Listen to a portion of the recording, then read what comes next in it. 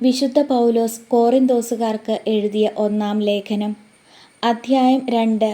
ക്രൂശിതനെക്കുറിച്ചുള്ള സന്ദേശം.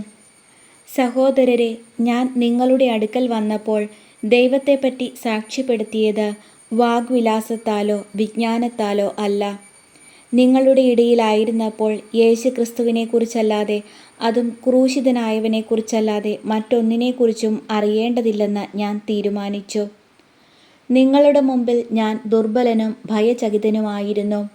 എൻ്റെ വചനവും പ്രസംഗവും വിജ്ഞാനം കൊണ്ട് വശീകരിക്കുന്നതായിരുന്നില്ല, പ്രത്യുത ആത്മാവിൻ്റെയും ശക്തിയുടെയും വെളിപ്പെടുത്തലായിരുന്നു.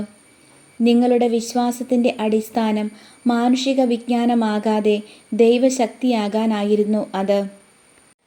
ദൈവത്തിൻ്റെ ജ്ഞാനം. എന്നാൽ പക്വമതികളോട് ഞങ്ങൾ വിജ്ഞാനം പ്രസംഗിക്കുന്നു, പക്ഷേ ലൗകിക വിജ്ഞാനമല്ല, ഈ ലോകത്തിൻ്റെ നാശോന്മുഖരായ അധികാരികളുടെ വിജ്ഞാനവുമല്ല.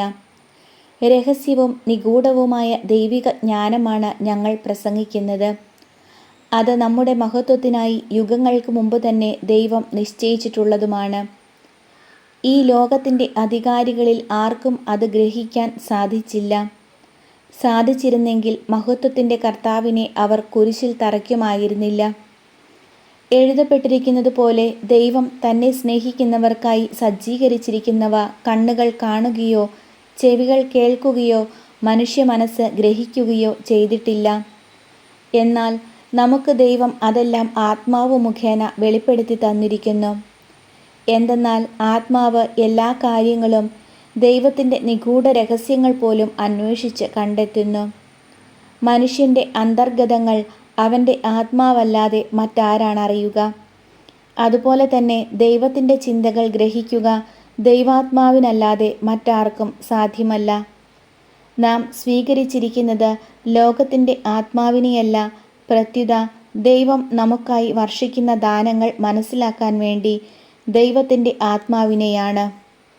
തന്നിമിത്തം ഞങ്ങൾ ഭൗതിക വിജ്ഞാനത്തിൻ്റെ വാക്കുകളിൽ പ്രസംഗിക്കുകയല്ല, ആത്മാവ് ഞങ്ങളെ പഠിപ്പിച്ചതനുസരിച്ച് ആത്മാവിൻ്റെ ദാനങ്ങൾ പ്രാപിച്ചവർക്ക് വേണ്ടി ആത്മീയ സത്യങ്ങൾ വ്യാഖ്യാനിക്കുകയാണ് ചെയ്യുന്നത്. ലൗകിക മനുഷ്യന് ദൈവാത്മാവിൻ്റെ ദാനങ്ങൾ ഭോഷത്വമാകയാൽ അവൻ അത് സ്വീകരിക്കുന്നില്ല. ഈ ദാനങ്ങൾ ആത്മീയമായി വിവേചിക്കപ്പെടേണ്ടവയാകയാൽ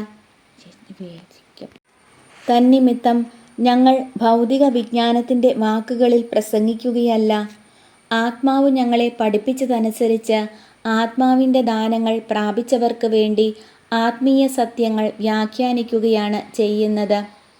ലൗകിക മനുഷ്യന് ദൈവാത്മാവിൻ്റെ ദാനങ്ങൾ ഭോഷത്വമാകയാൽ അവൻ അത് സ്വീകരിക്കുന്നില്ല. ഈ ദാനങ്ങൾ ആത്മീയമായി വിവേചിക്കപ്പെടേണ്ടവയാകയാൽ അവ ഗ്രഹിക്കാനും അവന് സാധിക്കുന്നില്ല.